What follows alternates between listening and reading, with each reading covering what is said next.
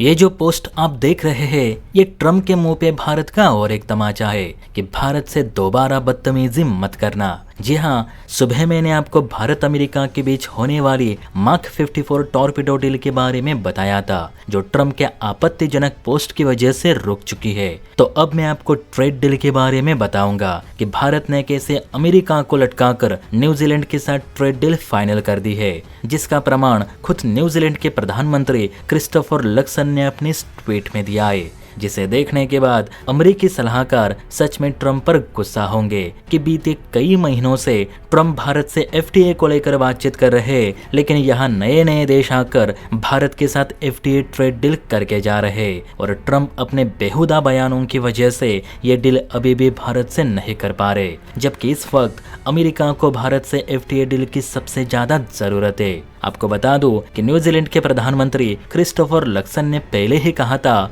कि इस समझौते से दोनों देशों को व्यापार बढ़ाने और बाजार तक बेहतर पहुंच मिलने में फायदा होगा। उन्होंने सोशल मीडिया प्लेटफॉर्म एक्स पर भी लिखा कि हम सोमवार को यानी 27 अप्रैल को भारत के साथ एफटीए डील पर हस्ताक्षर करेंगे। एक वीडियो में बात करते हुए लक्सन ने यह भी बताया कि इस समझौते से न्यूजीलैंड के निर्यातकों को भारतीय बाजार में बेहतर पहुंच मिलेगी, खासकर उन कंपनियों को जो नावों में इस्तेमाल होने वाले मरीन जेट सिस्टम बनाती है और जिन्हें 70 से ज्यादा देशों में भेजा जाता है। इस सौदे से व्यापार में आने वाली रुकावटें कम होंगी और दोनों देशों के बीच कारोबारी संबंध मजबूत होंगे। लक्सन ने बताया कि अभी कुछ निर्यातकों को भारत में सामान भेजते समय टैरिफ देना पड़ता है, लेकिन इस डील के बाद धीरे धीरे ये शुल्क कम होंगे, जिससे व्यापार आसान और ज्यादा प्रतिस्पर्धी बनेगा। आपको बता दूं कि भारत और न्यूजीलैंड के बीच एफटीए डील पर 27 अप्रैल को नई दिल्ली में हस्ताक्षर किए जाएंगे। इस समझौते के तहत भारत के निर्यातकों को भी न्यूजीलैंड के बाजार में 100% उत्पादों पर जीरो ड्यूटी के साथ पहुंच मिलेगी। वहीं न्यूजीलैंड की 95% निर्यातित उत्पादों पर भारत अपना शुल्क कम या समाप्त करेगा।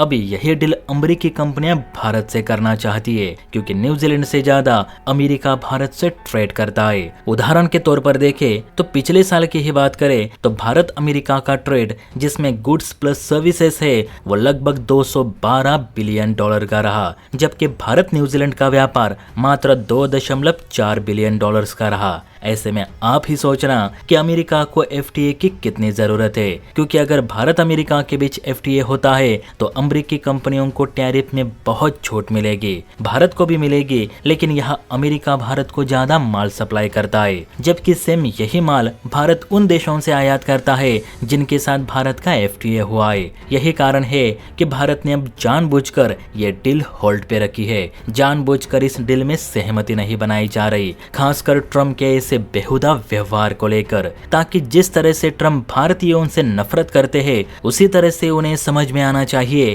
कि यही भारतीय अमेरिका की काफी जरूरतें पूरी करते हैं। एक्सपर्ट्स का मानना है कि भारत अमेरिका के साथ कभी एफटीए करेगा ऐसा लगता भी नहीं, क्योंकि अमेरिका इस डील के जरिए भारत में व्यापार नहीं तो राजनीति करने के फिराक में है। भारत के घरेलू उद्योग को बर्बाद करके अमेरिकी कंपनियों को खड़ा करना चाहता है। यही कारण है कि ट्रम्प एफटीए को लेकर भारत के किसी भी सुझाव को मान नहीं रहे, इसलिए भारत भी अब इसके लिए तैयार नहीं हो रहा और अब तो संभावना भी कम है, खासकर ट्रम्प के नर्क वाले बयान के बाद। आप बताना, क्या हमें अमेरिका के साथ एफटीए एग्रीमेंट करना चाहिए या इन गोरों से दूर ही रहना चाहिए? आपको क्या सही लगता है नीचे कमेंट करके जरूर बताइए।